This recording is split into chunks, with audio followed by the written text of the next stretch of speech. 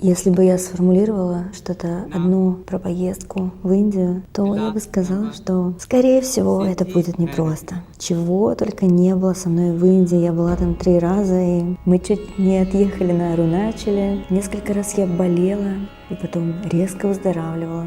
Однажды я отравилась и каталась по полу, но это было очень важно.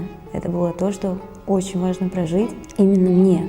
И каждый в Индии получает именно то, что нужно. Всегда этот опыт идеальный. Ну да, он бывает непростым. Если вы слишком привязаны к своей одежде, то она будет гнить, а у соседа гнить она не будет. Индия дает каждому свое.